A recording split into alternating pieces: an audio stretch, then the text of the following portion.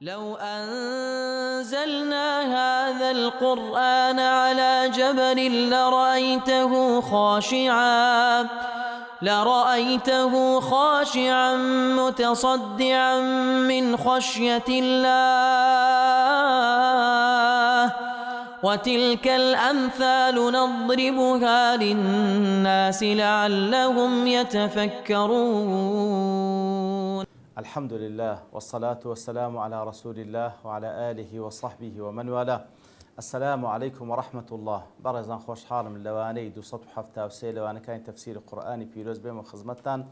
بس رضامندی خوای گەورە و هیوادان ئێوەی ئازیز سوودی لێوە بگرن. أعوذ بالله من الشيطان الرجيم. بسم الله الرحمن الرحيم. وسارعوا إلى مغفرة من ربكم وجنة عرضها السماوات والأرض أعدت للمتقين. بەڵێ خۆشەویستان، خوای گەورە سوبحانەهو وتەعالا لەو ئاەتەدا فەرمانمان پێ دەکا وەسارعوا إلى مغفرة من ربكم، واتە پەلە بکەن بەڵکو پێشبڕچێ لەگەڵ یەکتری بکەن لە بۆ بەدەستهێنانی لێخۆشبوون لە پەروەردگارتان، لێخۆشبوون لەلایەن پەروەردگارتان و هەروها لە بۆ بەدەستهێنانی بەهەشتێک کەوا پانیەکەی بەقەد پانی ئاسمانەکان و زەویە کە لە بۆ کەسانێکی متەقی ئامادەکرایە. بەڵێ خۆشەویستان، وەسارعوا نافەرمی ئەسریعوا، نافەرمی پەلە بکە، دەفەرمی وەسارعوا صیغەی مفاعەلەیە. مفاعەلە واتە لەگەڵ یەکتری منافەسە بکەن، پێشبڕچێ بکەن لە بۆ بەدەستهێنانی ڕەزامەندی خوای گەورە و باشتی پانوبەرین. ئیتر بەڕاستی وەکو زانان دەفەرمون منافەسەکردن لەسەر دنیا کەوا بەڕاستی ئەوە صیفەتی ئەهلی دنیا ئاتەن ڕقلێبوونەوە لە یەکتری دروست دەکا، ڕقلێبوونەوە لە نێوان یەکتری دروست دەکا. بەڵام منافەسەکردن لە بۆ بەدەستهێنانی پلەپایەی بەهەشت بەعەکسەوە خۆشەویستی لە نێوان ئەو منافسانە دروست دەکا. خۆشەویستی لەبەر فەزلی خوای گەورە هەندە فراوانە، بەڵام ئەوانەی دنیا پەرستن و منافەسە لەسەر دنیا دەکەن، دنیا لە پێش چاوێن هەندە تەنگە و دەزانی ئەگەر کەسێک بەشێک ببە هیچ لە بۆی نامینێتەوە. سوبحان الله، لێوە ڕقلێبوونەوەی لە نێوانیان دروست دەکا. بە هەر حاڵ وەسارعوا ئەسڵ لە مسلمانان ئەوەی منافەسە لەگەڵ یەکتری بکەن لە بۆ بەدەستهێنانی قیامەت، وەکو یەک لە زانانی سەلەفش ڕەحمەتوخی خوای دەفەرمی من نافسك في دينك فنافسه ومن نافسك في دنياك ألقها في نحره. ئەوەی منافەسە لەگەڵ دەکا لەسەر مەسائلی دین و عیبادەت و خواپەرستی منافەسەی لەگەڵ بکە، بەڵام ئەوەی منافەسە لەگەڵ دەکا لەسەر دنیاکەی بە سینجی داتە تو وازی لێبینە. وەسارعوا إلى مغفرة من ربكم، منافەسە و پێشبڕچێ لەگەڵ یەکتری بکەن لە بۆ بەدەستهێنانی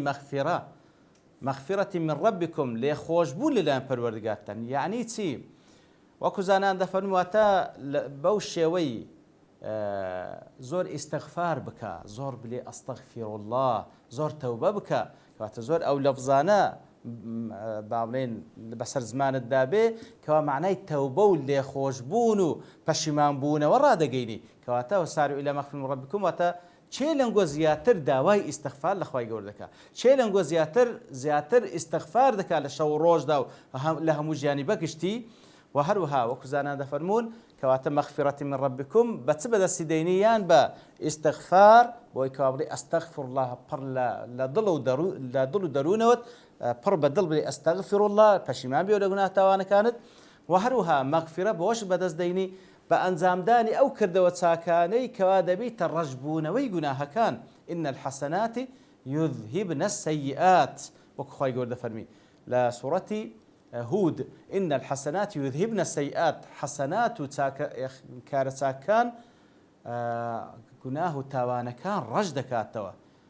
وأتبع السيئة الحسنة تمحوها، وەکو پێغەمبەر صلی الله علیه وسلم دەفەرمی لە دوای هەر گوناهێک زوو چاکەیەک بکات تا وەکو ڕەشی بکاتەوە.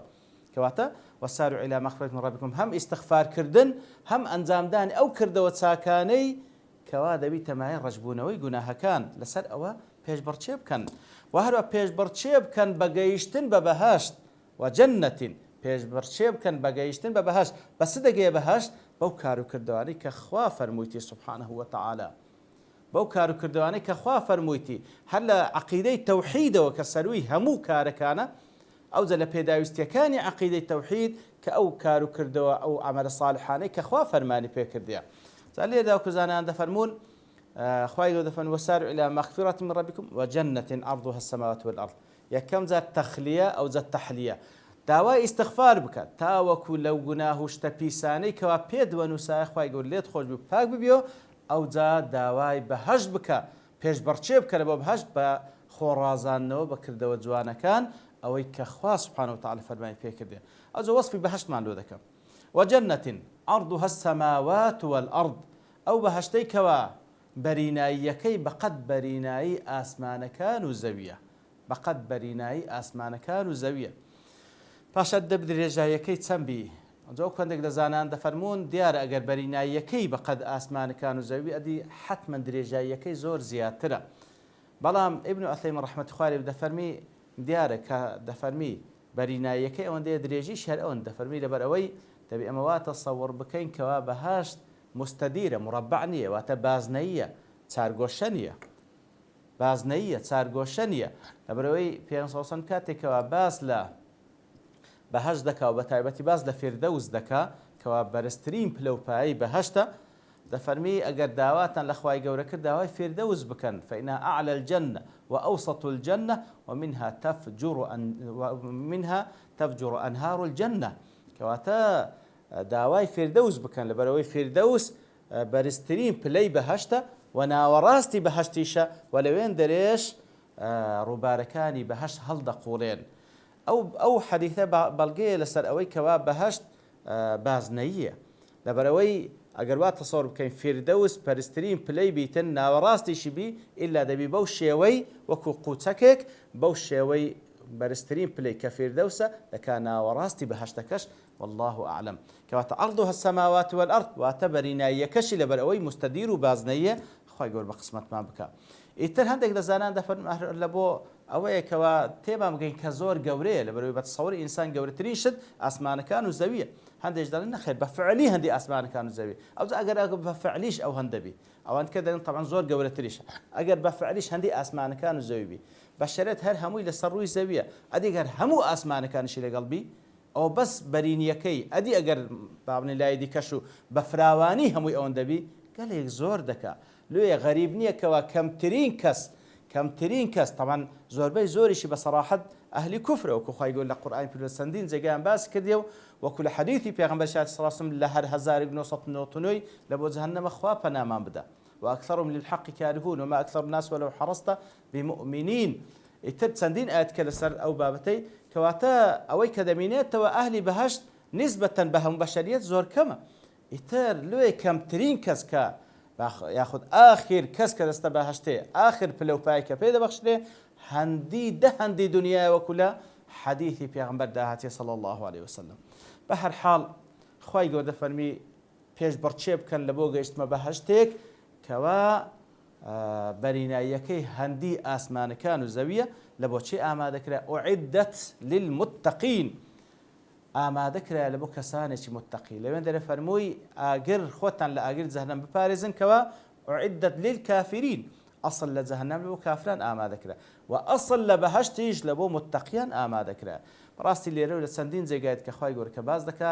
بەهەشت ئەو کەسێک کە دەستە باش دەبی متقیبی کەواتە ناکرێت کەسێک بڵێ ئیماندارم بەڵام متقینیم دەبی هەموو ئیماندارێک متقیبی و تەقواش پلە و پایەی هەیە مەرتەبەی هەیە مهمترین مەرتەبە کەوا پێویستە هەموو ئیماندارێک تێیدابی ئەوەیە کەوا خۆی لە شرک بپارێزی تەقوای شرک بکەواتە خۆی لە شرک بپارێزی خۆی بڕازێنێت و بە عەقیدەی تەوحید لە بەرەوەی کەسی مشریک مەحاڵە بستە بەهەشتێ خوا پەنامان بدە. کەواتە بەهەشت لە بۆ متقیان ئامادەکرایە. ئیتر هەندێک لە صفاتی متقی خوای گەورە لێرەمان باز دەکات. لێرەدا یەکەم صفاتیان کە باز دەکات الذين ينفقون في السراء والضراء والكاظمين الغيظ والعافين عن الناس والله يحب المحسنين لآياتی دواترێژ عینی باسی صفاتیان دەکات. یەکەم شت الذين ينفقون في السراء والضراء واتە ئەوانەی کەوا لە خۆشی و لە ناخۆشی